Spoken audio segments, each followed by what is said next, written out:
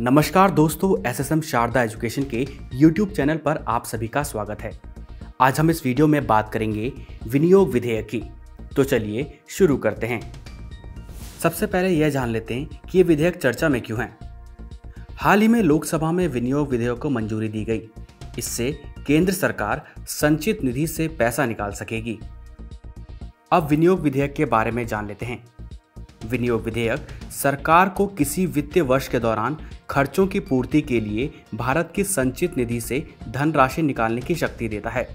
अनुच्छेद 114 के अंतर्गत सरकार संसद के समर्थन मिलने के बाद ही संचित निधि से धन निकाल सकती है। निकाली गई धनराशि का उपयोग वित्तीय वर्ष के दौरान खर्च को पूरा करने के लिए किया जाता है। अब इस विधेयक के अनुसरित प्रक्रिया को भी जान लेते हैं। विनियोग विधेयक लोकसभा में बजट प्रस्तावों और अनुदानों की मांगों पर चर्चा के बाद पेश किया जाता है। संसदीय वोटिंग में विनियोग विधेयक के पारित न होने से सरकार को इस्तीफा देना होगा तथा आम चुनाव कराना होगा। विधेयक लोकसभा में पारित होने के बाद राज्यसभा में भेजा जाता है। अब इस विधेयक के संबंध में राज्यसभा की शक्तियों को भी जान लेते हैं। राज्यसभा को इस विधेयक में संशोधन की सिफारिश करने की शक्ति प्राप्त है, लेकिन लोकसभा सिफारिश को मान भी सकती है और नहीं भी। यानी राज्यसभा की सिफारिश को मानने के लिए लोकसभा बाध्य नहीं है। राष्ट्रपति से विधेयक को मंजूरी मिलने पर यह विनियोग अधिनियम बन जाता है। विनियोग विधेयक अधिनियम अपने वैधानिक उद्देश्य को पूरा करने के बाद अपने आप निरस्त हो जाता है।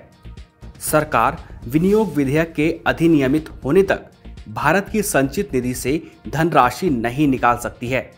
क्योंकि इसमें समय लगता है, इसलिए अपने जरूरी व्ययों को पूरा करने के लिए संविधान ने लोकसभा को वित्तीय वर्ष के एक भाग के लिए अग्रिम रूप से अनुदान प्रदान करने हेतु अधिकृत किया है।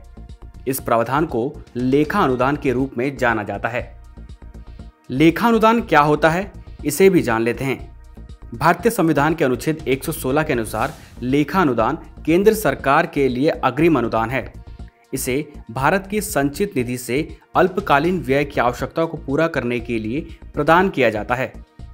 आमतौर पर नए वित्तीय वर्ष के कुछ शुरुआती महीनों के लिए यह जारी किया जाता है। लेखा अनुदान की जरूरत क्यों पड़ती है, यह भी जान लेते हैं। चुनावी साल के दौरान सरकार या तो अंतरिम बजट या लेखा अनुदान को ही जारी करती है, क्योंकि चुनाव के बाद नई सरकार पुरानी सरकार की नीतियों को बदल सकती है। विनियोग विधेयक में बदलाव। विनियोग विधेयक की राशि को बदलने और अनुदान के लक्ष्य को बदलने संबंधी खर्चे की राशि में बदलाव करने का प्रभाव रखने वाला संशोधन संसद के सदन में प्रख्यापित नहीं किया जा सकता और ऐसे संशोधन की मंजूरी के संबंध में लोकसभा अध्यक्ष का फैसला अंतिम माना जाता है। विनियोग विधेयक और वित्तीय विधेयक। वित्त विधेयक में सरकार के खर्चे के वित्त पोषण संबंधी प्रावधान है, जबकि एक विनियोग विधेयक में धन निकासी की मात्रा और उद्देश्य को दर्शाया जाता है। विनियोग और वित्त विधेयक दोनों को धन विधेयक के रूप में वर्गीकृत किया गया है, जिसे राज्यसभा की स्पष्ट सहमति की आवश्यकता नहीं होती। राज्यसभा इसे चर्चा के बाद लौटा देती है। विधेयक को उस स्थिति में धन विधेयक कहा जाता है जिसमें केवल कराधान, सरकार द्वारा धन उधार लेने, भारत की संचित निधि से धनराशि प्राप्त करने से संबंधी प्रावधान हो।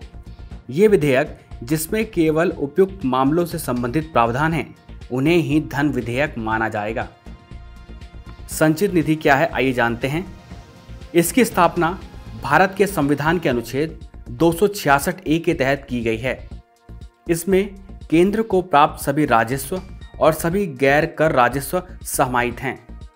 सार्वजनिक अधिसूचना, ट्रेजरी बिल और विदेशी सरकारों एवं अंतर्राष्ट्रीय संस्थानों के माध्यम से केंद्र द्वारा किए गए सभी ऋण भी इसमें शामिल हैं।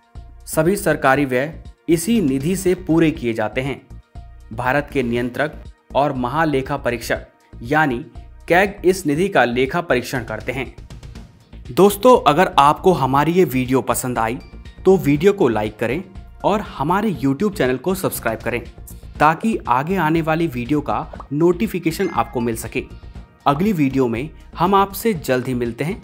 तब तक के लिए नमस्कार।